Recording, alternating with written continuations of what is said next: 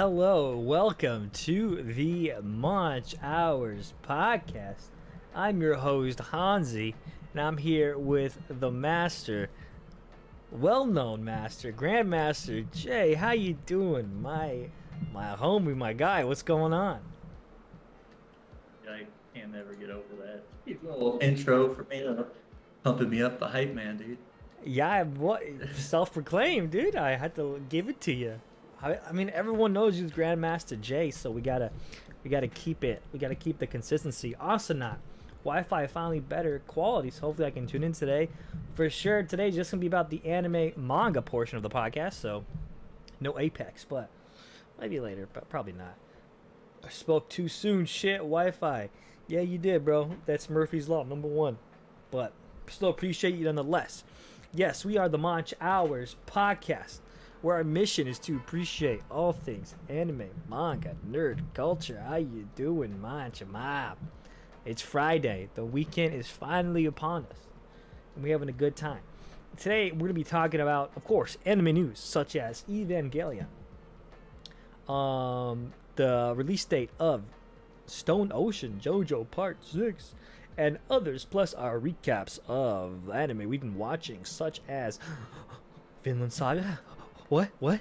Odd Taxi? Huh? What?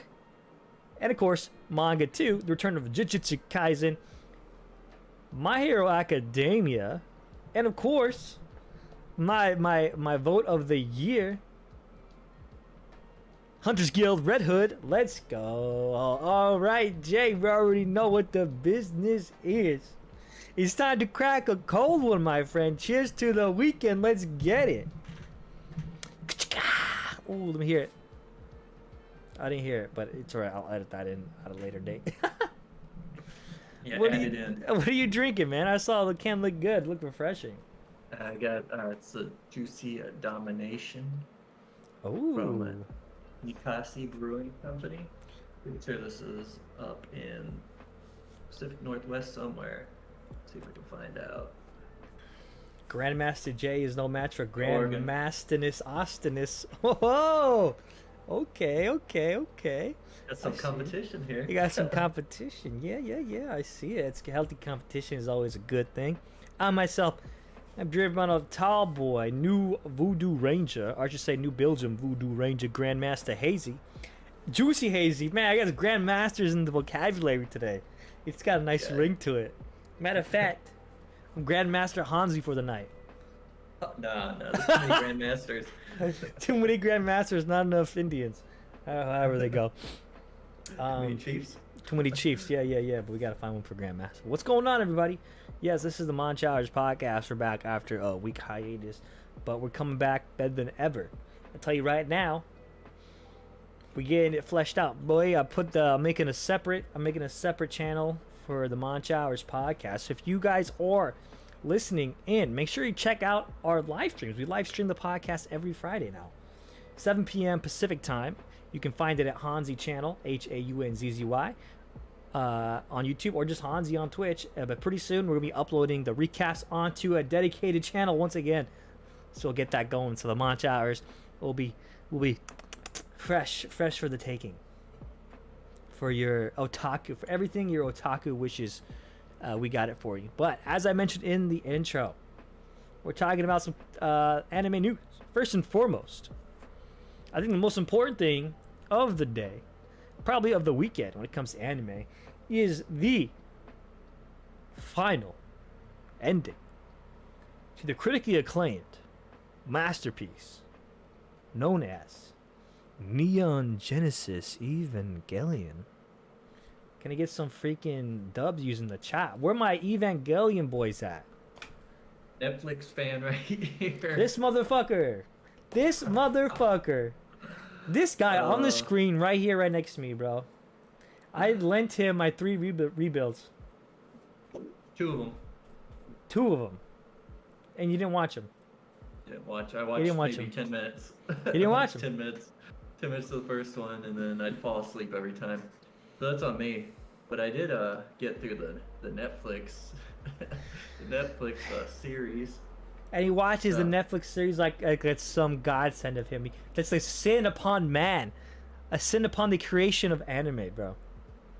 I know there's a lot of I don't even remember what the controversy The was dubs with. and the Is that what it replacement, was? the dub, yeah, dubs and the replacement of like the some of the song choices, which really adds to the entire allure of NGE. Which, I mean, if you haven't heard, "Fly me to the moon and let me play among the stars, let me see but something, Jupiter and Mars." So in a word, J is dumb. Oh no. Yeah, so it was the rendition of that, which was done by a lady, I can't remember the name, but they didn't get the licensing for it.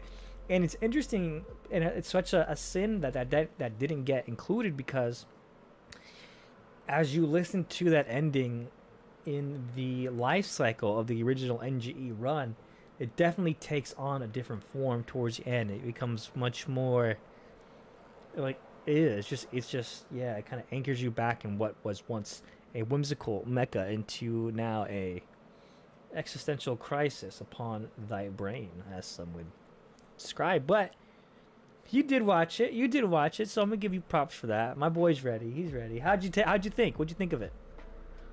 I mean, since that was my only experience in it, I mean, I really liked it up until the last two episodes when I didn't know what was happening anymore. But I mean, I see why it earned such high praise.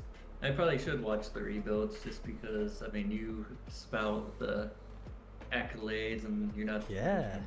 about them, so Well, it's not my- just the accolades, the rebuilds do take their own route, and so that's why it's important. Near the end of rebuild number 2, then on to 3. But I'm curious, did you watch Netflix? It's the final 2 episodes. So you didn't watch the movie End of Evangelion? no. So I honestly have no idea what what the Oh ending, man, anything about the ending. I need to watch that. that's film. the one. That is the I need- one. That'll get your, as someone say, that gets my juices flowing. Oh. Yeah, no, I'm completely. I just don't understand anything that happened at the end, but they say it's all about the journey, not the That's right. destination, right? So That's I'm gonna go right. with that. That's right. I've been off Twitter. Well, I haven't been off Twitter, but I haven't seen any spoilers yet, and I'm making sure I don't run into any spoilers. Hopefully, because it did come out like midnight last night, and I was actually, funny story, I was actually finishing up on Vinland Saga last night, like the last episode, and then I had the preview for Evangelion, Thrice Upon a Time. So the movie just came out. The final installment is Thrice Upon a Time, and it said watch now, and I kind of like looked at the clock and I was like, oh no, I can't. No, I can't. I got like one more episode to go with Vinland anyway, so I'm gonna save it for when my mind is fresh, ready to go tomorrow for the rewatch. You doing that?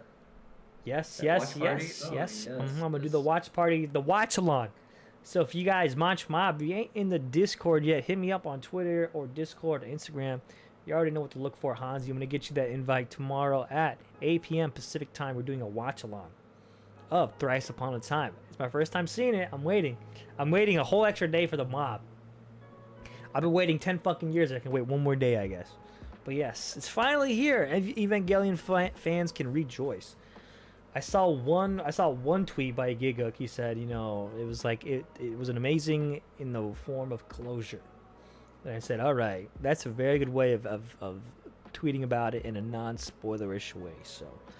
So claps for Giguk, my guy Garnt, and he's holding it down. He's still the OG when it comes to anime content, I guess I would say. But yeah, I'm excited. Are you joining, or are you gonna be probably doing your own shit, huh?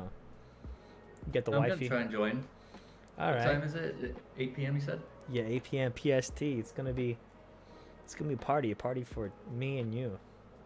Yeah, I might jump in. I'll be completely lost since I haven't watched the rebuilds, but Yeah, I'll well, get the gist of it. you'll be lost anyways, apparently. So what does it matter? You'll get lost. It don't matter. Don't matter. But yeah, so I'm super stoked for that. I've been waiting a long time. When I say like 10 years, I'm not lying. It's been like 10 years. Other people have waited longer, of course. I mean, fucking NGE started in like early 90s, maybe late 80s. I'd say early 90s. Gainax, Hideki. A long journey. It's a long journey. So we're glad that the end has finally come upon us. As a matter of fact, talking about the end, let me end this TV screen that I have here. That's your spot, but we don't have a guest today, so you got the TV, Jay. But yeah, so it's I've seen a lot of people tweet about it, and I've seen like the TikToks for NGE. It's a little like youngins, like early 20-year-olds, and I'm just like so stoked, you know. I'm so happy that like this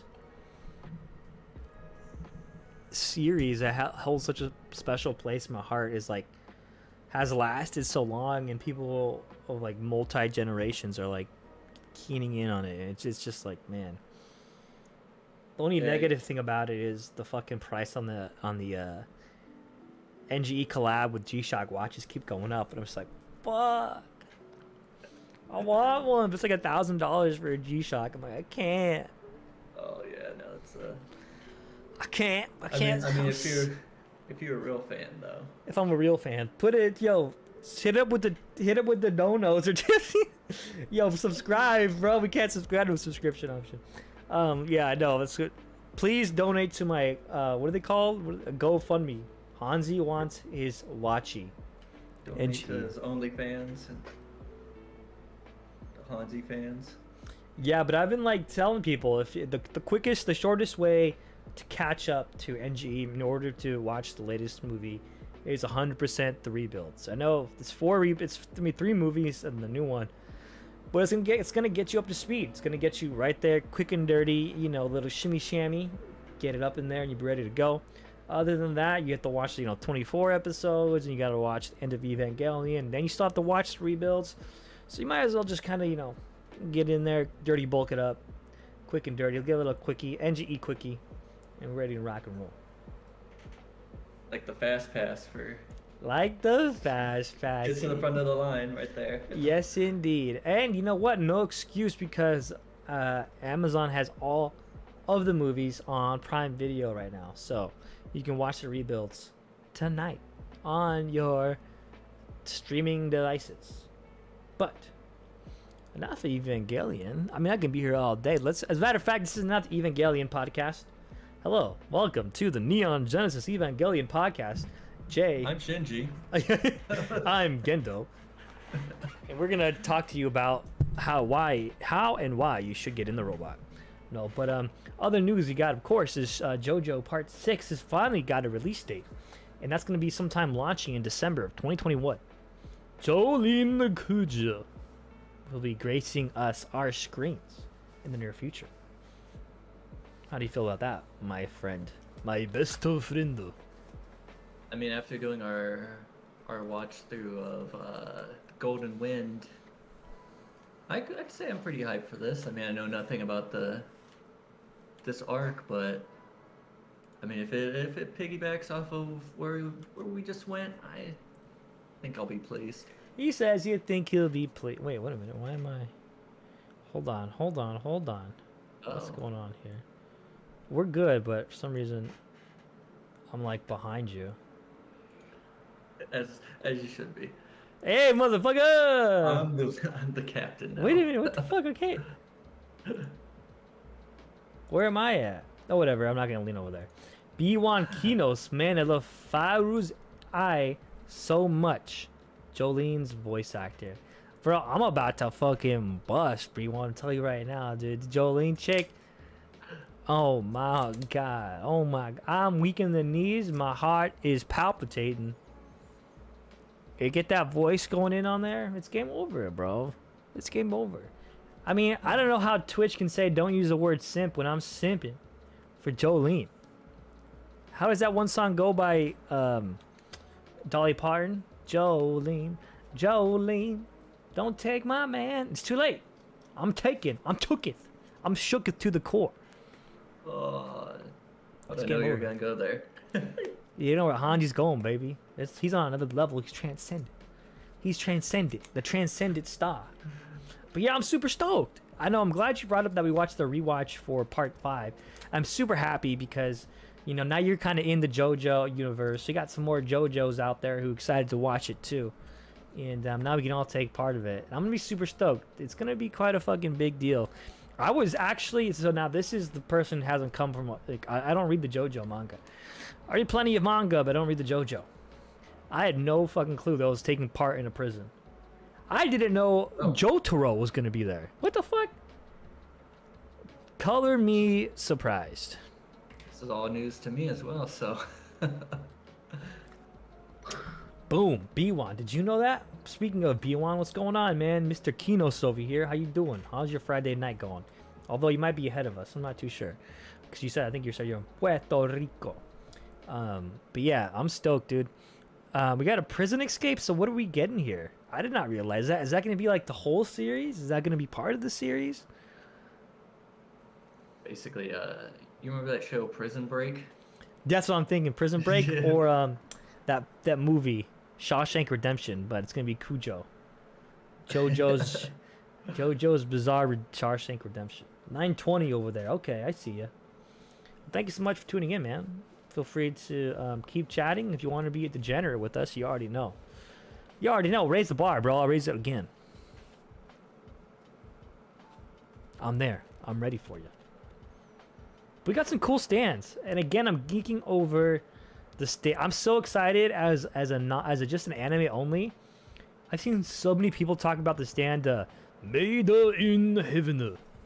And I heard it. It's got like that warbly, like time skip effect to the voice. Ooh, man. Have you seen it? Have you seen it, Jay? Fuck, man. How do I show Jay? Is that Jolene's stand? No, it's like I think it's gonna be one of the main villains. Let me see here. So I'm gonna put it on screen here. Give me a second. Give me a second. I can just Google it. I mean, you can fucking Google it, but I'm gonna put it on screen anyways. It's 17 seconds. I'm about to put this full screen here. Let's go. Let's go. Well, this is wild looking. Window, yeah. Like an acid trip of an image. Made in Heaven. Wow. So it's a half humanoid, half orc hybrid. Made in Heaven. Come together. Woohoo! I'll tell you right now. That. Oops! I just closed out on my music player. So I'm assuming this is the stand that has time powers. I think all villains have time powers. That's like what Red Makoto. Shout out to Red Makoto on the Twitch chat was talking about last time. Yeah, I remember that. And I just looking. I mean, I have no idea about the stand, but I mean, there's clocks. Like looks like clocks, kind of drawn into its like character design. So that's why I'm assuming that's something. Oh, I didn't see that. Nice catch. Nice Some catch. kind of a time power. But yeah, you know, JoJo's Bizarre Adventure keeps getting more bizarre, and I'm all for it. So if you guys are there, man, Monch Mob, it is about. If you got the deets, if you got the intel, let us know. Let us know. What are you guys feeling? What are you guys thinking about this? Are you along for the ride? Or are you out? Are you out like Fugo? He said, I'm fucking done. Laters. Yes or no? Okay. So let me ask you on another bit of news, your thoughts on Funimation buying Crunchyroll. Oh fuck, man. Yeah, that's a good fucking question. It's kind of shitty. It's like totally, like, yeah, I know what the buzzword is, like monopoly, but I mean it kind of is. You know, there's already so many pressure on like other people to put out, you know, better streaming services when it comes to anime. And I don't have a particular issue with Crunchyroll. It's always worked fine to me, but people have always said that, you know, they don't pay their staff good enough, which I won't comment on that because I'm not aware of that.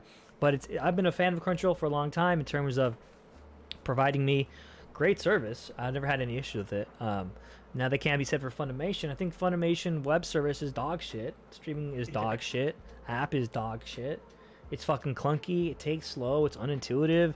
You don't know where you left off. It's just like, it's literally a hassle. If I were to break it down in a single word, the Funimation website, if you want to watch or stream anime, is a hassle. That's just how it is, in my opinion. So, I mean, I'm hesitant on it. Hopefully, you know, Crunchyroll, I think, will always still be Crunchyroll because it's got so much brand continuity to it and a great brand image. And it's kind of got its own thing, so it's going to be like a separate, you know, faction of Funimation. But still, you know, coming from like a, I don't know, maybe like in a career-oriented mindset, I'm not a fan of it. Curious if they're gonna keep it two separate, you know, subscriptions, or if everything's gonna come under one umbrella. Because I mean, if that was the case, it could be. I mean, a bright spot would be the fact that you wouldn't have those separations and licenses where right you're forced to purchase, you know, two separate accounts to watch all this anime goodness. So, yeah, I mean, that is like the one highlight I do see out of it, because right now, right now, you know, the separation, you can watch Bebop on Funimation, but you can't watch it on Crunchyroll. And I think if they were trying to make this go good, they have to do that. They have to bring it under one umbrella. Now, I remember when Verve was a thing, VRV. I'm not sure if you remember that service, but VRV had, like, it was a subscription and it had all of that. Like, I remember watching Crunchyroll and Funimation stuff on VRV. Like, it was dope, and it just kind of fell into crumbles. I'm not entirely sure, but like that's where I watched Space Dandy, was on VRV. I'm pretty sure either Funimation, Crunchyroll. I know I saw something that, so I'm assuming it might be Crunchyroll owns it, but it's coming with this purchase. I'd have to fact check that, but I saw the RV in an article about it coming under Sony. Okay. Because I didn't even know Sony owned Funimation. So fuck, man, it's all big players, bro. We're all in one fucking huge monopoly, dude. Yeah. It's fucking insane, dude. Like, it's an umbrella under an umbrella under an umbrella.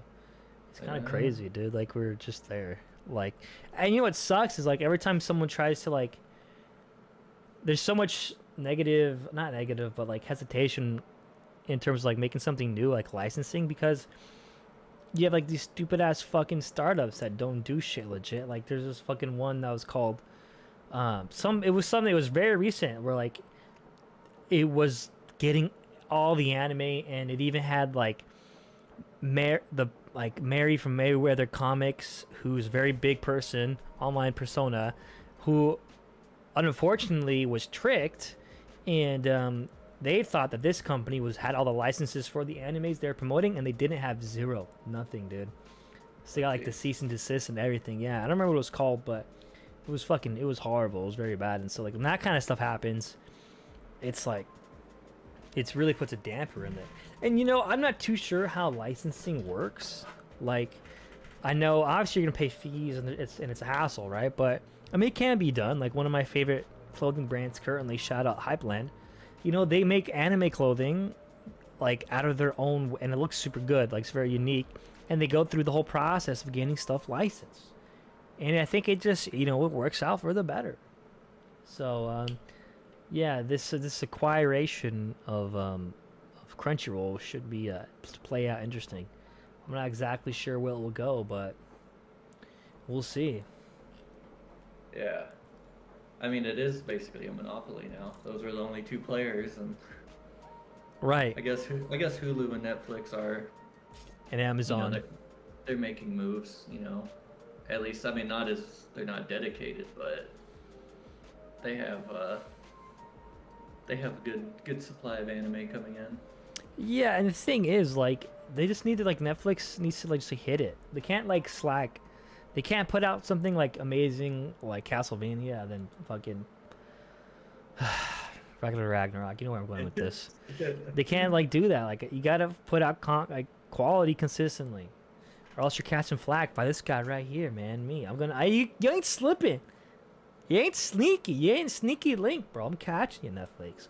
Someone's got to keep them accountable. I'm catching it, bro. I'm gonna fucking tweet at you next time. I'm gonna tweet at you. Don't make me tweet at you. I got a whole fucking army of 290 followers, and like a third of them like my shit. So don't be. I'm on you, Netflix. I'm there. I'm gonna fucking Twitter get you, bitch. Look out. I'm coming for you. Boycott Netflix? Is that what's happening right now? No, don't boycott Netflix. They still put out good. They got. I'm just keep them in check. Keep them in check. I don't think I could do that. During the next intermission, Google Jeremy Love Island. Your boy Jordan was on a TV show and didn't even tell us. I think that's what he was doing in Hawaii. What? All right, hold on. Let me see this. No, what'd I do? Jeremy Love Island. Jeremy Love Island. Now I gotta. Jeremy Love Island. There's a whole bunch of people showing up on my thing. Oh damn! It is Jay. Damn, you didn't tell us, Jay. What the heck? Yeah, that's me, guys. Sorry. Our guy was actually in Love Island. Wow, look at this. Yeah, season. What season was that? You guys seeing this right here? Everybody on the screen. Well, if you're listening, you're not seeing it, but damn, it just kind of looked like you. I'm not gonna lie. Yeah, I gotta go back for some reshoots. We're just gonna put that. We're gonna put that up there. We're just gonna put that that up over there. My face. That's your modeling. There you go. That's your portfolio. Oh no. Grandmaster Austin is strikes once again. Self-proclaimed. No, but yeah. So Netflix, I'm keeping an eye on you. I'm watching it. You can't let it go. Speaking of animation, we're talking about things like Amazon Prime, Netflix, and Crunchyroll. Amazon Prime's got some hitters. Amazon Prime's got some fucking hitters, man. This Vinland Saga. Jay's been telling me about it this whole fucking time. I finally watched it. Here's what I gotta say about it. It's okay. No, it's really good. It's really fucking good, man. I was actually in line of the Hypeland Hello Kitty collab, and I was talking to some fellow otakus there. Shout out to Gonzo and Daisy. Happy birthday, Daisy. Cute couple. They were talking to me, and this guy kind of got me though. He said it won Anime of the Year. It didn't win Anime of the Year. I knew it didn't win Anime of the Year. I remember that because I remember I was thinking, well, 2018 was Devilman Crybaby. 2019, I'm pretty sure, I want to say it wasn't that. I know it wasn't that. Because I'm pretty sure Demon Slayer would have gotten it. And I remember Demon Slayer didn't win. In 2020, it was, of course, Jujutsu Kaisen. 2019 was something kind of random. It was Made in Abyss. I looked it up. It was Made in Abyss. So you got me, Gonzo. I got. Anyways, I watched Vinland Saga, and I'm actually super stoked. It actually took me for a spin in terms of like, I really didn't know who was gonna die and who wasn't, and I really liked that because every episode there was a sense of this could be someone's final battle. And it continues the trend of like fucking you up with the anime opening, and you're thinking like, I'm thinking Torge is gonna be in here for at least half the goddamn season. Nah, dude gets fucking murked episode 1.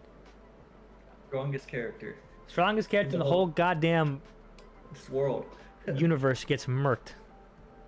Yeah, I want to talk on that for a minute because that take it away, Jay. Take it away. That whole segment of the show, and I mean, obviously, it was done for the story purpose of creating such a hate for Thorfinn and like the viewer of Askeladd, because at that moment I was like, I will never like this character. And the fucked up thing is, like, through the story, they actually like make you come around on him. So like the emotion I felt for something that I thought was just gonna be a just Vikings beat 'em up, it actually like brought a lot more like emotional weight than I was expecting at that point. Absolutely. Because of the setup, I was like, "Fuck!" They checkmated me right right out the beginning. Right out the fucking bat, bro. They got you, dude. Wasn't even fair. I don't know how. Like, you know what I'm saying. Such like, a cool character, though. This dude gets presented to you as like the leader of the new land. The journeyman will take his people to Vinland Saga, to Vinland. Nah, he's done. Askeladd, the Ashen one, but it was very cool. You know, you start to wonder, like at the beginning of the show, like you said, Jay. Like, I was like, man, fuck this guy, dude. But as the story progresses, I thought it was actually very clever to how Thorfinn's character progression came to be. You know, he was on the ship, and I fell in love with this character. I'm assuming when everyone did. When he's on the boat, and all the like Vikings are laughing at him. He's a toddler, and he yells, and he has this primal yell, and everyone's like, oh, yo, yo, yo, yo. And they're like looking like, dude, look at his eyes. I'm like, damn, dude. I felt that. Like, looking at the animation, I was like, holy shit. And then it was it's a solid show. Story writing was solid, pacing was solid, characters were solid, side characters were solid. What I really enjoy is that I thought this was going to be a story centered around Thorfinn. But in reality, it was centered around this group of people and these side characters and this world. And, you know, the Vinland Saga. It was fucking awesome. Yeah, I appreciate like any show that has, you know, historic relevance, you know, bringing in real world like events. Right. And tying it into their story. Because it's just cool, like, you know, you see you get the whole arc about, you know, the English basically taking over all of, you know, the England continent, you know, the United Kingdom as of now. Right. But, you know, like, just even in recent history, there's been, like, such strife between, you know, Ireland and England, and, like, that's been going on when you think about it for hundreds of years, and it's, you know, still, like, a contentious point. So it's cool when a show is able to just highlight that and, like, be like, oh, yeah, now this isn't a new event. So I'm pretty sure what country is, you know, spoilers, should I even say it? About yeah, it's been out. Wales? He's like the heir to Wales, and like that's kept secret, but you know, it's revealed. But just knowing like they don't want to be under the British rule, so it's kind of cool. Or Viking rule. They want to be their own. They want to be the leaders, right? Yeah, they're descendants of King Arthur, and as Askeladd said, he's a rightful heir to Britannia. Yeah. And he's a very cool character. Askeladd, you know, became that. It's almost kind of like. Well, no, it's not. It's not kind of like it, but I got a similar endearment for the Askeladd Thorfinn relationship as I did to like Piccolo and Gohan in kind of in forms of like. You know, I mean, obviously it's different towards the end. Like Askeladd, like never warmed up, whatever. But Piccolo, you know, at the beginning was like hard on Gohan, and Gohan like hated him and all that. And so I kind of got that from the get go, and I thought that Askeladd and Thorfinn would kind of like mend themselves, but it never did, and I'm happy that it didn't, and I'm happy the way it ended. Like it sucks, but I'm happy that the cruelty of this old world maintained itself throughout the series, and Thorfinn's kill was essentially robbed from him. What fueled his hatred and essentially his life? He never got it, and that was to end Askeladd's own life. But in the end, the mighty Prince of Wales, the new Prince of the Danes, did it. It's a phenomenal show, and I looked up as soon as it ended. Well, it had like this preview, so I'm curious like obviously was showing like a Native American and what I thought were like frontiermen. Like it looked like people from like the Mayflower, like pioneers, like like the first Americans. Yeah. So does Vinland Saga like not follow Thorfinn? Well, I'm not too sure, but from what I understand, so in real life history, Vikings were the first ones that actually reached Right. the Americas. I'm pretty sure what they called, North America was Vinland. Yeah. So I'm assuming like I'd like get over get over here somehow. Yeah. I would. Yeah, I think so too. It was just very interesting the way that it ended. Um, how Yeah. essentially, to me, it's like the bird fly away. It almost looked like the story now has essentially moved on past Thorfinn. Now, I wouldn't be surprised if it's still centered around him, like the way it is now with the main side characters. But it was just really interesting seeing those like 4 to 6 new people. So it'll be cool. Yeah. I'm keen on it. I might pick I it up haven't in the looked into manga. it. I haven't looked into it in a while, but from what I remember, like gathering was like this whole first season, like that's just the intro. right? Yeah, it's Yeah, the prologue. Yeah, so I'm assuming the world's gonna get a lot bigger. What a prologue it was. What a prologue it was. Good show, guys. If you haven't watched yet, I highly recommend it. Not like Jay was recommending it to me for years, so Yeah. we'll give Jay the win. We'll give Jay the W. Jay gets win of the week. Yeah, even though I didn't watch your rebuilds. It's okay. You never. It's okay. 'Cause you did watch at least the Netflix, so that's in the end that counts in my book. Also, anime.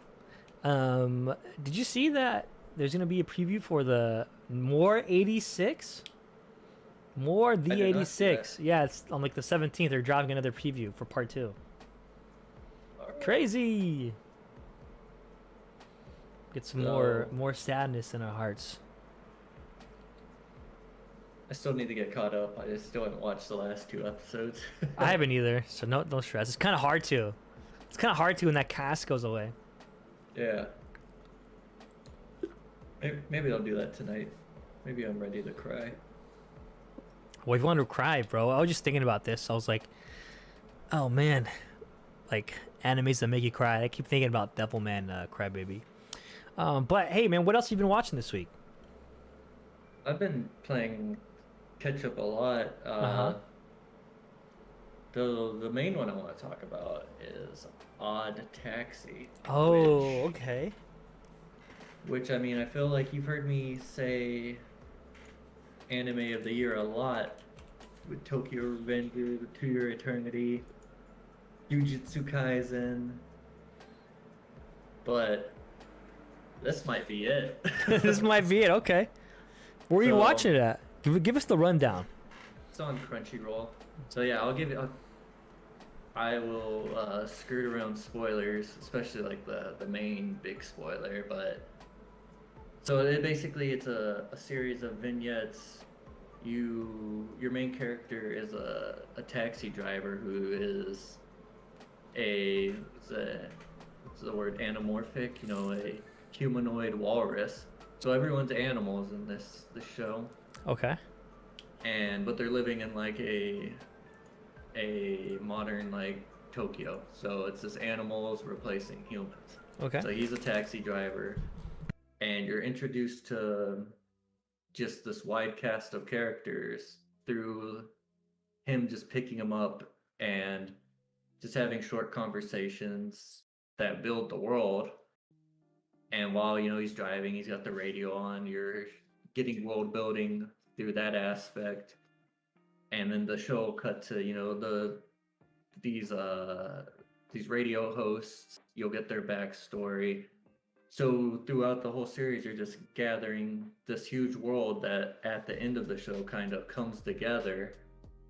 And I mean, like, you kind of start like building like where you think it's going, and some of it does go there, some of it doesn't.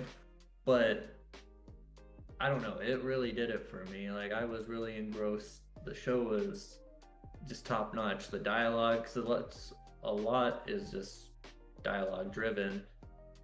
The animation is pretty standard. It's not anything crazy. It's not action driven.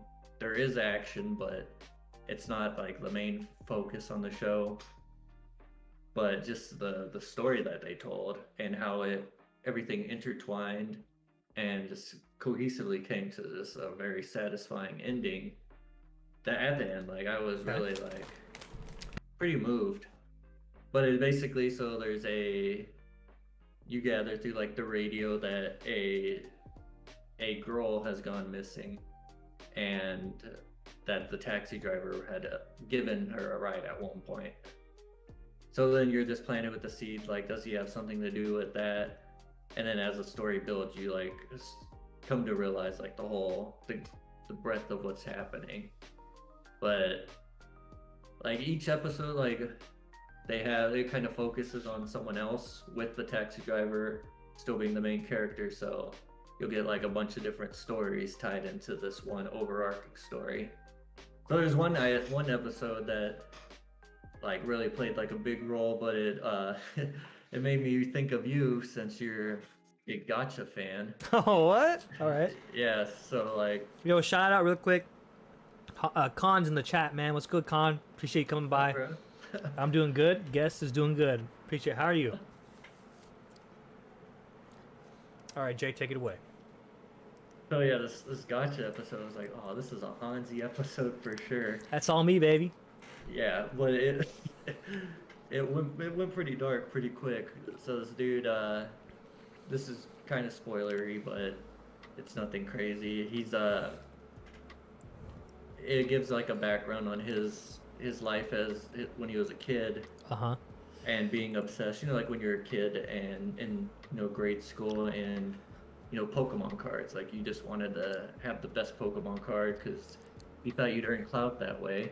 You got the Charizard, you're that cool kid, Got the blue eyes, even though that came in the starter deck, you're the king. But in his case, they were collecting like erasers. And yeah. Interesting. And so in the episode, he like steals his dad's credit card to like buy like the ultimate just rare eraser off of eBay, and just spends like $1,000 on it. Eraser? And then yeah, like a eraser, like a pencil eraser. Holy shit. And then he gets scammed, like he never receives it.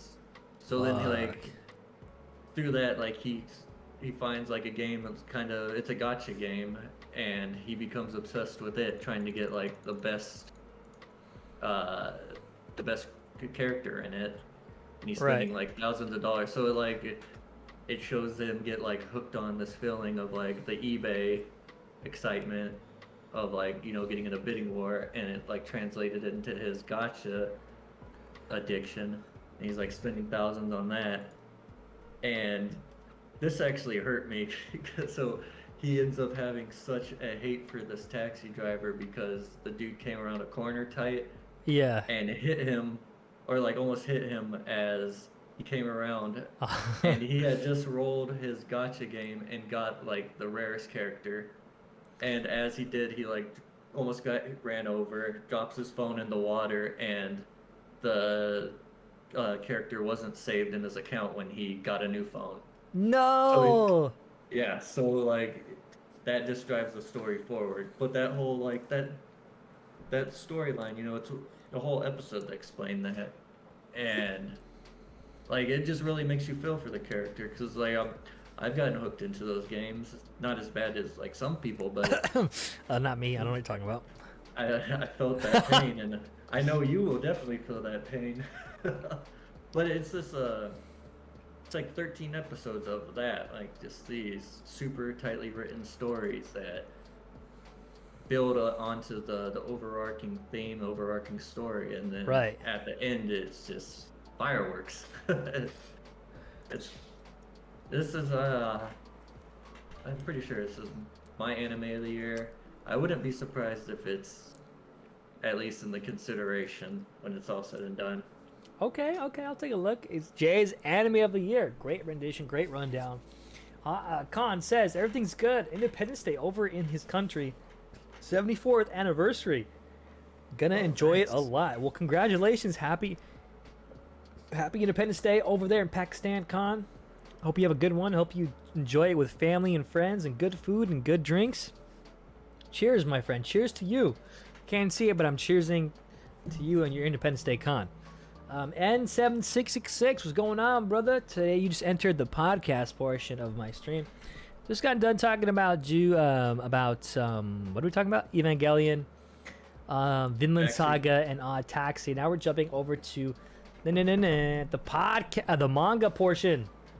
So this is the part we like to give everybody warning to, because as we all know, manga is heavy spoiler territory.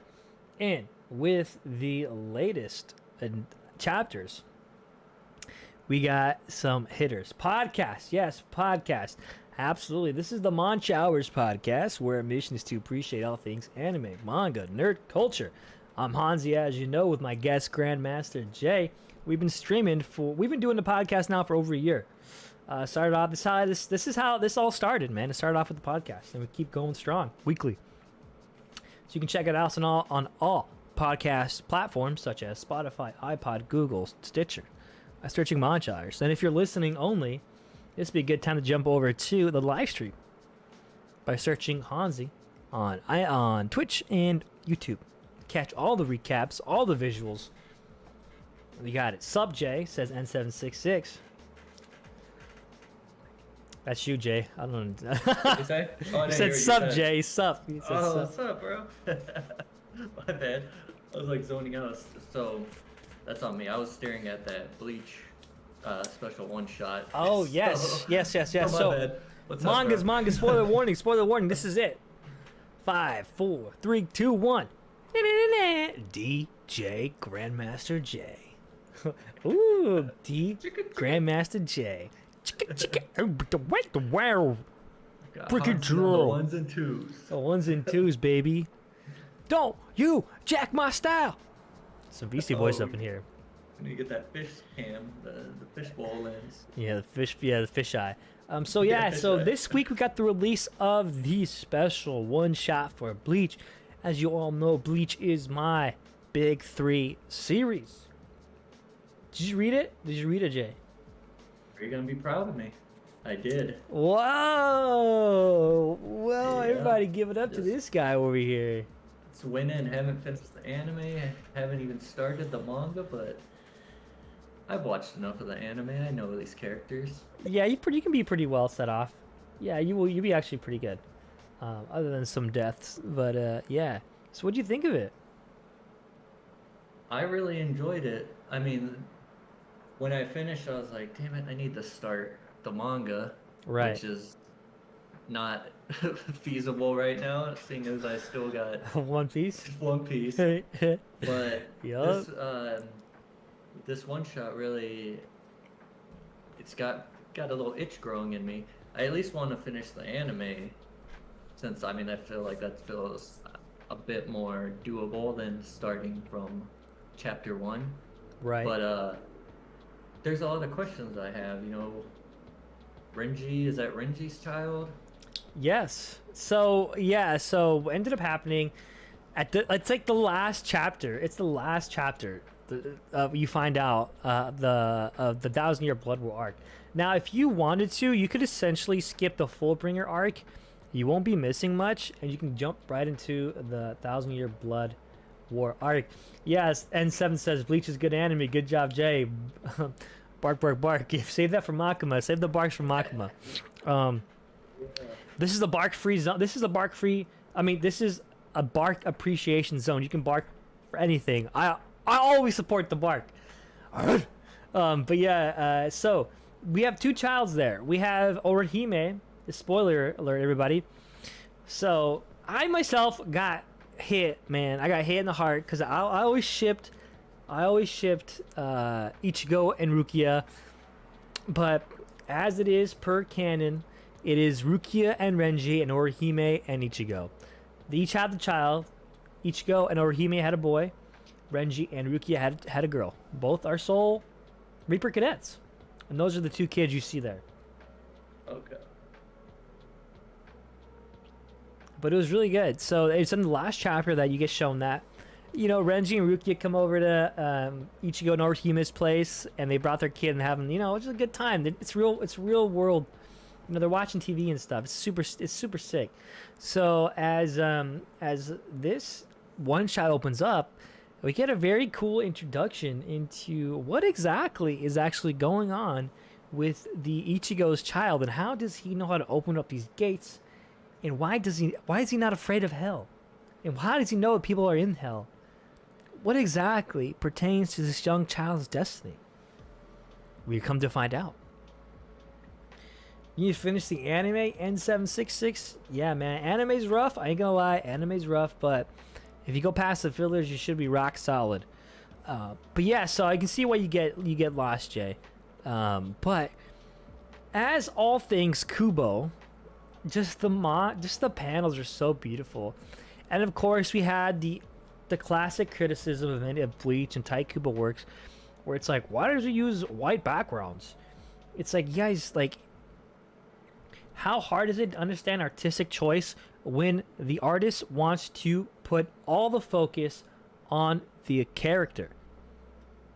It's not. I didn't even realize that was a point of contention, because I thought it looks really sick, adds... right? Yeah, okay. Yeah, and that's how it is. Like, honestly, a majority of us agree with, like, what you just said right there, Jay.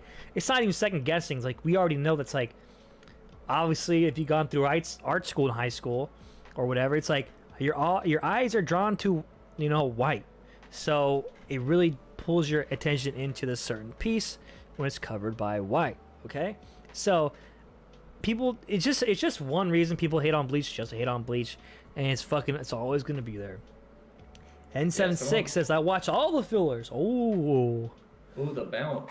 Zygadik duck dush. It's like the bounce, man. This shit is crazy, dude. I can't believe it's actually a thing. So bad. The Bankai Revolt wasn't a bad filter. I had some cool characters there. It's in school. I have 2D and 3D art. Well, I'm sure you'll learn about what we just talked about. Now they meme on Kubo for that, but I thought it was fantastic, especially when it comes into the first appearance of the Hollows, and how they were just showed up behind Ichigo and Renji with no problem, because that spiritual pressure was non-existent or was hidden outside of them. And that was a very cool and very haunting panel that I very much enjoy. And all of it, man, it's just so good to see Kubo back. God damn, bro, did I miss that? Did I miss this? I got some questions. So, like, I remember when I was reading through it for the first time, there's a lot of characters that I didn't recognize. So Yeah. There's that lieutenant captain, who I think is Bankai's Hawk, where it kind of looks like, I thought it looked like Renji's Zanpakuto, but it's not. It's just kind of like a chain, but then he releases it and it turns to like a bunch of hawks. Yeah. Is that guy new to the... Yeah, we actually got quite a bit of new characters. Anyone that you see that kind of had like a moment that you don't recognize, for sure, that was a new character. So the dude you mentioned, he's deaf and he kind of like blows up and he turns into crows, or hawks, whatever, and they kind of like eviscerate this hollow. Also, we had the Gyaru, the chick who people are speculating is maybe the child of Yorichi and Urahara. Which I can see it, but I'm not too entirely sure, but I can see it for sure, especially because she has the cell phone, which it makes sense, Urahara, in his technology. N766, this only in the manga, correct? This is manga only. It's a one shot. Bleach came back with the one shot, the special surprise at the end, so we're gonna talk about that very soon. But yeah, she was one of the new characters. Quite a bit of new characters actually. Like this dude who gets shanked in the stomach, new character. Gyaru comes in. She got like her Zanpakuto, her fingernails and her teeth, which is fucking cool. This dude with the Oni horns, he's also new. And then like brand new to this, introduced this chapter. So yes sir. And I feel like I'm just asking a bunch of questions, but Ask away, bro. I'm the So who guy. was I'm it? the guy. who is this main dude that showed up? I won't even try and pronounce his name. Whatever his name He's was. He's got that grim jaw, dagger jaw Cesar name. Poto. Yeah, so actually, if someone would recall this, if you had a keen eye, you would actually recognize this was actually a main villain in the Arankar arc. So he was essentially the scientist that battled the Goten 13 scientist, the guy with the face paint. I forget his name, but he has that chick, Nimu, that always follows him around, assistant. So this was him. And he came back out of hell, and they say that... okay, I can't ignore it anymore. Who is the guy in the top right corner of the screen? He has a cap. That's Jay. Can't tell? It's actually Jordan right there. He's a model too. No, that's Jeremy from Love Island. So another one of our viewers said Jay looks like him. So we looked it up on the stream, and it was like, damn, he kind of does. So we can get up there right there. Just thanks for the question. But yeah, so this is a main villain, and who also was, particularly evil because he would perform live experiments on hollows and humans. Damn, it's true. Yeah, it does look like it. So he comes back, and it's kind of a callback because in the Arankar arc he was talking about mentions of hell. So it's kind of like Kubo tying that back into whatever this is going to be. Question number 3. No, I think that's it. Okay. I need to fucking get caught up. Hollows are cool, but evil. Well, yeah, most are. I think that actually I would say half are evil, maybe even less than that. I say most are actually operating off a primal instinct, just like an animal would be. So, for example, if you see a coyote or a wolf out in the wild take out a deer, you wouldn't call that evil as much as you would call that the fight for survival. It's just that Aizen rounded up some of the strongest ones and put them into his espada for world domination, and that's how manipulated them. That's how they came to be, because in the manga, and I'm sure the anime, you would see that the Hueco Mundo is actually a very, very barren wasteland, and in order to survive, you essentially have to continually build your power by destroying other hollows. So that's kind of how the way I look at it. What's That's cool? where I ended. Yeah, so you ended right there. So what's actually super fucking nuts, dude, is this guy, Ciazala Porolo, actually name drops some fucking crazy names. So he mentions how, in hell we have a couple of big players. Now, what's interesting about this whole kind of one shot is the premise of hell, and I think Kubo always wanted to talk about hell. We have the movie that technically isn't canon. It's a good movie, but it shows a little bit about the realms of hell, which is very cool. And then we have this, wives' tale of what exactly is hell. And hell is a place where people go to, obviously, but more specifically, what's creepy about hell in this particular Bleach universe is those who have a spiritual pressure, or in this place, a spiritual class of higher than grade 1 or something around that. I'm not sure exact number, but pretty immense spiritual pressure actually can't be kept in the world in order to maintain balance, because we all know that Shinigamis in the Bleach universe maintain balance by both killing souls and bringing souls back to the real world. It's a yin and yang, while Quincy's just want to eliminate all evil souls, which would cast unbalance onto the world. So that's a quick little tidbit there. So what I'm trying to getting at is when a spiritual class is too strong, they actually, Shinigami, send it to hell. In fact, they send their own captains to hell. So Captain Yamamoto, the leader of the Goten 13, the old man with the fire sword, is in hell. And he name drops him. He also name drops Death Sword Retsu Unohana. Now, you guys might be wondering, Unohana? Shinigamis are the good people? Yeah, they are. Unohana. Now, Jay, this is where you would actually love reading 1,000 Year Blood War, because I know Kenpachi's your guy, right? Boy. So, this is kind of spoiler territory. I don't know if I should talk about it. speak on it, bro. Okay, so Kenpachi Zaraki, the name Kenpachi, there's actually a Kenpachi before Zaraki, and that Kenpachi was Unohana. Now, Unohana is actually presented to us prior to the Thousand Year Blood War arc as the healer captain of the Gotai 13. She's the tall lady with like long black hair that goes down into two braids that meld into one in her front, right? She was actually a Kenpachi, and she was super fucking evil, and she actually fought Zaraki when he was a child and noticed his ability and raised him. That's how he became his own Kenpachi. Kuzma, how we doing, dude? We're just in the manga portion of the podcast. Glad to see you stop by. We're talking about the Bleach one-shot. We're dropping in some lore. So if you're afraid of Bleach spoilers, this is your warning, man. This is your warning. So it was actually crazy. In that Thousand Year Blood War arc, Kenpachi Zaraki and Kenpachi Unohana actually fought to the death. And that is what led Kenpachi to finally gain his Bankai. Your boy, bro. I get chills thinking about it because it was fucking amazing, dude. It was such a good callback. It was so good. So we have Yamamoto, Unohana, the original Kenpachi, and we even have Jushiro Ukitake. Actually, Jushiro Ukitake, which finally died. Yeah. He was sick for how long? Fucking until the end of Blood War. So we have three captains in Hell that were name dropped, so we know they're gonna get something, right?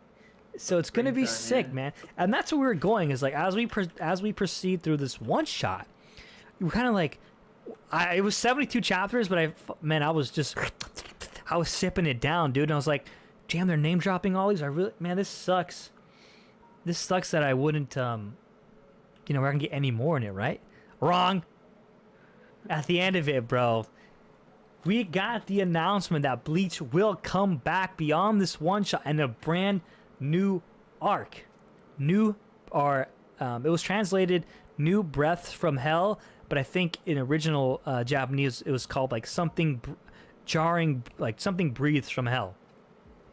And this is Bleach is back, baby. I'm stoked. I'm so stoked. Does Jay stream? Jay streams? Yeah, he streams right here on the podcast. Woohoo! This is my stream, yeah. This is the stream. Dude, I saw a bunch of good memes came out of this. Namely, it was like focused on like, the big three, and then it showed, Naruto dead. Not the character, but the manga. Series, yeah. DBZ dead, Bleach dead, and then it showed One Piece was still going, and then cuts to the next panel or next picture, and it was the Undertaker like rising from the dead. And Bleach over him. Like, Bleach is back. Well, I think it was so good. And I think it's such a refreshing theme because like from Naruto we went straight to Boruto. So there was no like stop and take a breath. And it was like a new series, but kind of an old series. Like it's still, it was still in the universe. Whereas One Piece is still like it's going right. It's still going good from what I hear. Like there's no new. It's still like following Luffy and his crew. Whereas Bleach, it was like 5 years since Blood War and 10 years since anything new came out. So it was a fucking long time. So like there was like everyone kind of like, they took it in and they didn't get the burnout. So now, oh man, I'm so stoked. And I think everyone was kind of like wanting more Kubo stuff because of Burn the Witch, which is this other series that came out last year. I'm like, I want more. Give me more. I will be eventually reading or watching. Dude, I think you should just like, in my opinion, because you said what was the last, you watched the Rankar arc, right? With like Kaizen? Of course you did. No, I didn't get that far, bro. No, you did it, dude? I'm in Waco Mundo, and I just saw the Grimjaw fight where he went like full animal mode. Oh man, your boy Tosin goes off. I swear to God, no, I remember like back in the day we're at Mark's house and you talked about like Tosin. Oh, you're talking about the first Kaizen? Like even Tosin bug mode. I think I got there, dude. Alright, here's what you're gonna do, bro. I don't just think. meant- Don't watch it. Don't watch it. If you, okay, you can watch it, but if you want to do the fast and most efficient way, and I think like, as someone of course who, I watched it first, and it's fucking awesome, but I think if you want like a really clean transition, I think the fastest way would just be you read, the whole Aizen, you skip the Fullbring arc. It's good, but it doesn't really pertain to anything new. And then you go straight into Thousand Year Blood War. Thousand Year Blood War, bro. Ooh, dude, it's so good. And people complain about the ending, and I don't know, man. I liked it. I thoroughly enjoyed it. Fuck. Thousand Year Blood War, bro. Chef's kiss, dude. Everybody gets their shining moment. I'm just saying, dude. I want you to get to your boy Kenpachi, man. I want you to get there, dude. It's so sick. And I remember I was reading it and I was like, man, Jay's gonna lose his shit. Jay's gonna lose his shit. Because this guy right here, dude, we were talking about back in the day, bro. There was no hesitation. You know, our homie Mark would be like, yeah, fucking, whatever his name was, Zenbon Sakura. Rukia's brother. And I'd be like, and I was always like, Ichigo fanboy back in the day, like, yeah, get some Tensho. And this guy would be like, yo, fuck you guys, bro. My guy would clap you. I think he doesn't even have a Bankai because he's Kenpachi's a Rocky, dude. Eye patch and all. So I'm telling you, Jay's the Kenpachi fanboy. Mr. Kenny. Mr. Kenny, yes, dude. I'm stoked for you, dude. I'm telling you, man. It's gonna be sick. I guarantee you'll text me, dude. Guarantee it. Maybe I'll start it tonight. Maybe I'll start chapter 1. It's so good, man. It's so good. I'm not. If you guys are hesitant on Blood War, I'm telling you, man, start it. Start it. If I could point, actually, I can point. I forgot about my fucking hand tracking. If I'll be pointing at you guys right now. Read the fucking Blood War. Read it. He's calling us out. He's calling Netflix out. He's on one. I'm calling everybody out. I had sushi for dinner at Kirin Ichiban. I'm on a good one. Now I'm drinking hazy. Yeah. But yeah, so Bleach was stoked, dude. The whole world, of course, was fucking awesome.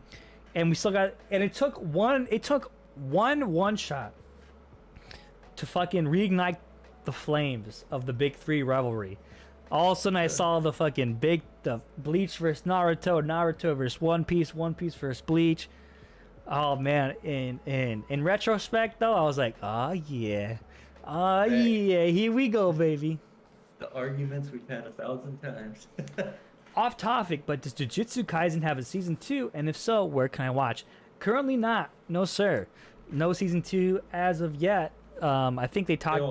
Yeah, they have a movie coming out, which is technically takes place. It's a prequel, which follows chapter 0 of the Jujutsu Kaisen. So you're in the manga, baby. Speaking of manga. Spent like fucking 20 minutes on Bleach. I think we're gonna wrap this up with Jujutsu Kaisen and then Red Guild. So Jujutsu Kaisen spoilers coming up. We're in the manga now. Speaking of manga, thank you N67 Bray. Jay, man, how good was it to read Jujutsu Kaisen once again? So good to be back. It is good to be back. It's like coming home after a long vacation, but you're just missing that home sweet home, you know? Yeah, that scratchy artwork, man. Yuji Itadori Megami.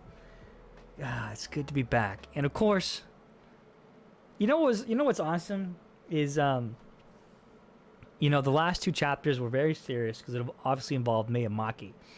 And this chapter, I really enjoyed coming into lightheartedness that was Yuji and Panda fight, and that was probably my highlight. And I legit laughed out loud when Yuji and Panda were fighting. And basically the premise is, they gotta be undercover in a fighting ring to get to this one jujutsu sorcerer because he's a big shot, blah blah blah. We already know the deal. So Yuji goes undercover. He comes to find out Panda's undercover as well, so they fight. Panda purposely loses to Yuji, and in order to obviously act the part, Yuji hits him with a fucking hook, and then Panda goes, "I can't move. The animal welfare society won't stand for this." Bro, I Oh, was done, dude. I was done. I'm like looking at the panel right now. Just Panda's face, bro. He looks like the old people you would see in Life Alert commercials. Help! I can't get up. no. This is what this dude looks like right now. It's Oh. so good. I'm so happy for this, man. I was so happy for this chapter. Yeah, I'm just these latest chapters. It's cool just to see like the rounded out cast of Jujutsu High, because I mean we've been hearing, mentions of these other third year characters, but Right. Kinji we had only Hikari. yeah, we had only been introduced to the one. So like it's been how long since we started reading this? And Last year we started this podcast. yeah, so it's We started Jujutsu Kaisen and Chainsaw Man when we started this podcast, which is over a year and a half ago. yeah, crazy. But yeah, no, it's cool. Like we're finally getting some rounding out on just the entirety of the players, and it's cool. Like dude, seeing the ones that we have, Megami, and even though we've seen him since chapter 1, we're still gaining, insight into his character, because now apparently he's like a super stealth agent, just going full jujitsu on people, and The shadow, yeah, his shadow art is so good now.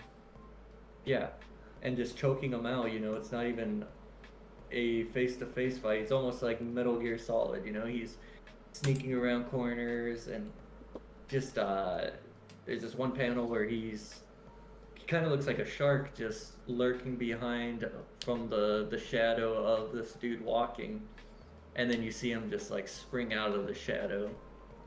So it's just you're seeing the breadth of their like training that they've been doing, and where it's led them in like their development as jujitsu practitioners. Right. So right. we're growing with them. Dude, and right after that moment you just mentioned him coming out of the shadows, we get another fucking amazing Panda. Yeah. Thanks for the sausage. What a one-liner, bro. Thanks for the sausage, dude. Yeah. Oh my god, I fucking love Panda so much. What was interesting was we got introduced to a character other than Kinji, and that was Kirara, which is his right-hand man, apparently. Everyone was like, yeah, big titty goth girl. Nope. That is a dude. As we explain here. Let me see here. Where was it? Wait a minute. Where was it? I'm looking for...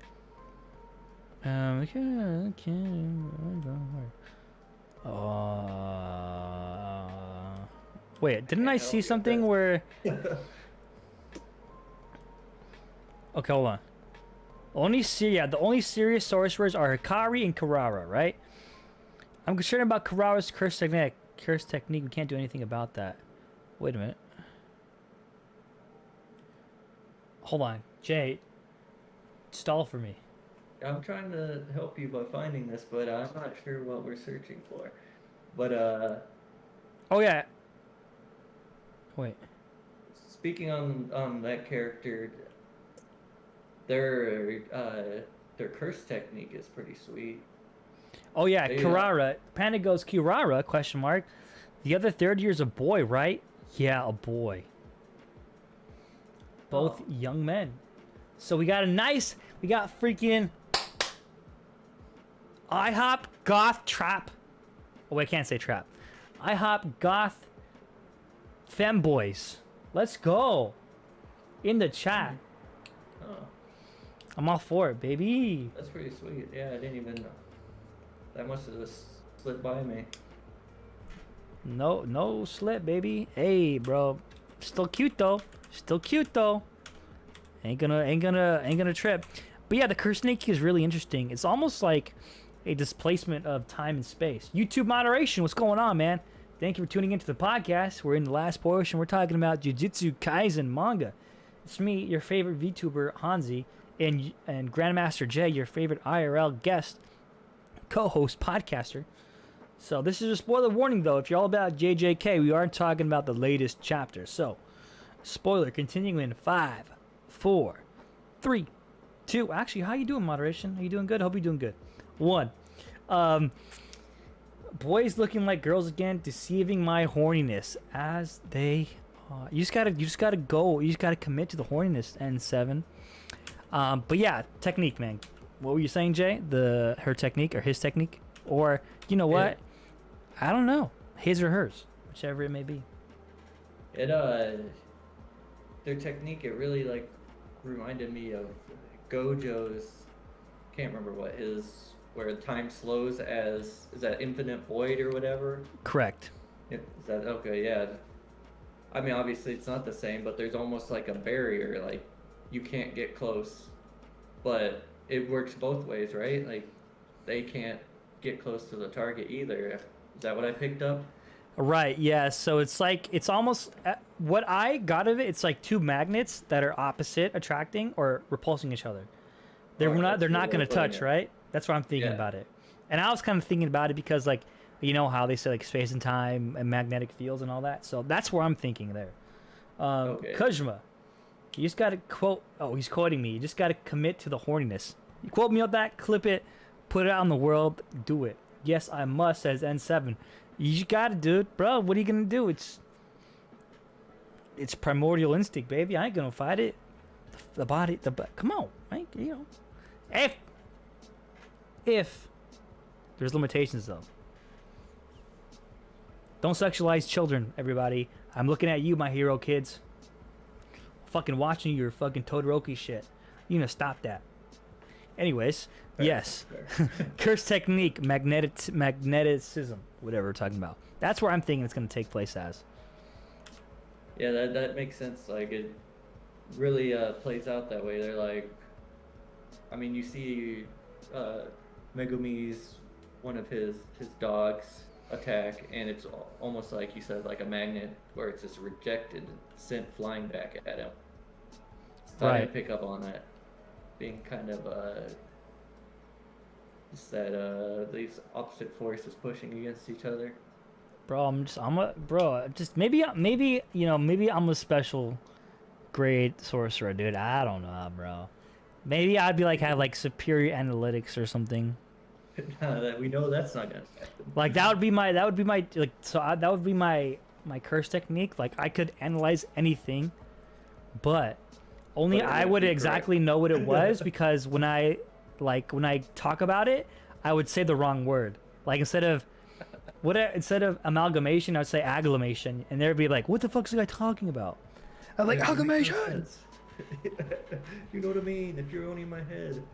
It'd be like a curse speech rendition or something, yeah. I would just say like salmon rolls, just like our curse technique, our cursed voice user. But yeah, I was so happy, man. This is solid. This is a solid comeback. I'm glad Giga is back in the mix for sure. Yeah, we all are. Did you know that the baby from Ice Age is 6 foot 10 feet tall? No, but I did need to know that. Thanks. Thank you for the tidbit. I think I've seen that meme before. So let's wrap it up with Hunter's Guild Red Hood. Now, if you guys haven't already known, it's about 4 chapters in. It's a series that I am in particular singing praises of high heavens. Chapter 6. Wow. I'm right there with you, dude. This is the new. This is it. This is the new My Hero Academia. It's gonna be the big one. I told you. I told everybody from chapter 1, bro. I knew it. You don't. And you know what? It's okay. I'll be the unsung hero of when it gets big and everyone's talking about it. I'll be sitting here going, whatever. That's fine, because I don't gatekeep. What's the opposite of gatekeep? I don't know. Yo, chat. What's the opposite of gatekeep? Drop the drawbridge guy. I don't gatekeep. I freaking herd the sheep. No, I don't know. Whatever. Anyways, we'll think about it. So this series in particular it's very stark in that in the universe it takes place in. It was very like I describe it as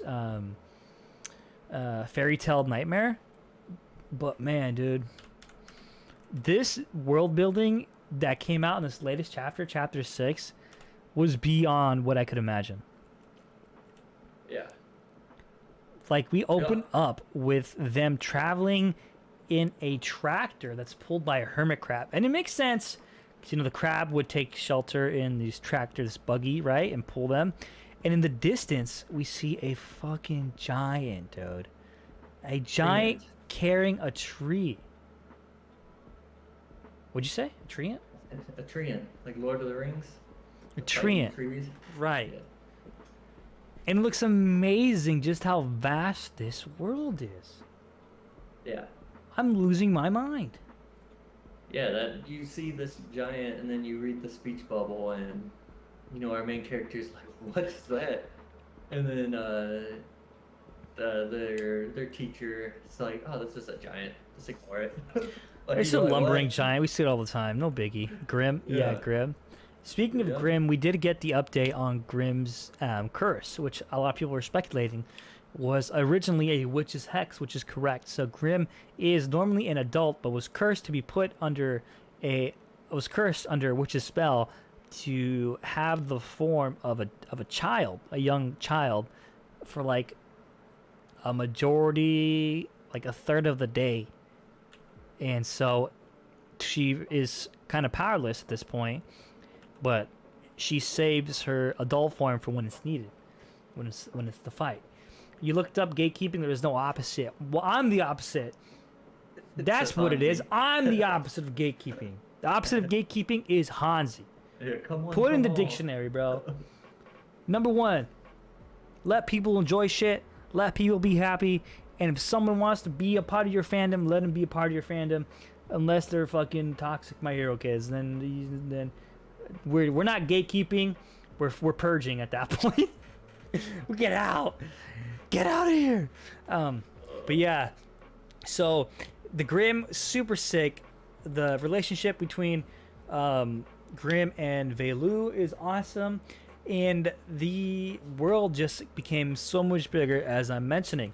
Also, with this, we got even like this. We have a crab tank, an armored crab. Hello, Yeah. you guys need to see this, man. Look how sick this armored crab looks. It's pretty crazy. And then I don't know if you noticed, but is it the crab that is like operating the gun or whatever? Yeah, It's like shell. If you look at it, it's like a skull. it's a skull. Yeah, it took place in took place in a skull, which is dope. Yeah, just that little detail. I was like, oh, that's kind of eerie. Yeah, you can tell like this mangaka really like understands the assignment, as some would say. Now it makes sense since he was a previous assistant disciple under the great Horikoshi, which is why I keep bringing up My Hero, because this person worked under the mangaka of My Hero Academia. So you'll see similarities, especially in facial structures and facial expressions. But also, we have a little bit of backstory about Grimm here, the armored crab, and also just how tough the hunter exams are. So we're getting into hunter exam arc. These two brothers and sisters that are essentially they're kind of like they didn't pass the exams, but they're extremely talented, and which presents to us a problem for Velu, because this chick snipes this dude in such a small spot, and this dude slices him up. If these people with technique as high caliber as them fail to pass the exam, what lies in wait for Velu? Well, we will have to find out as the camp is coming up, and that's how this chapter ends. We got a fucking my new waifu coming up. I can tell because she's fucking ripped as fuck. Got the abs and the muscles coming in there.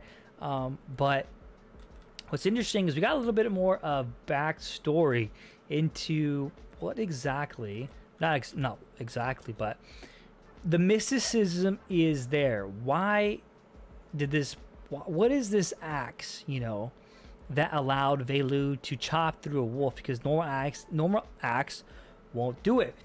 And it's so funny because they kind of do a little break of the fourth wall, or kind of like teasing. Grimm is talking to Velu, and he was like, "Oh, it was my bond with my villagers that helped me defeat the werewolves." And she was like, "That wasn't the power of friendship. Sorry. I expect the axe is made out of wolfonium. But why would a hunter in Hamlet have that for?" So, what is the lineage of this axe? What is the lineage of Velu? Why did the mayor of that hamlet train Velu in such a way that the knights would train, which is splitting wood? This is so good, man. This is so fleshed out. You can tell that there's so much thought into this. That's why I'm geeking over it. Wolfonium. Yeah, and they mentioned, I think in like, I'm not sure if it was this chapter or the previous one, where like she was questioning like why would like two of the top like targets on the red list show up at this small little meaningless hamlet. Right. So there's definitely a bigger question at hand.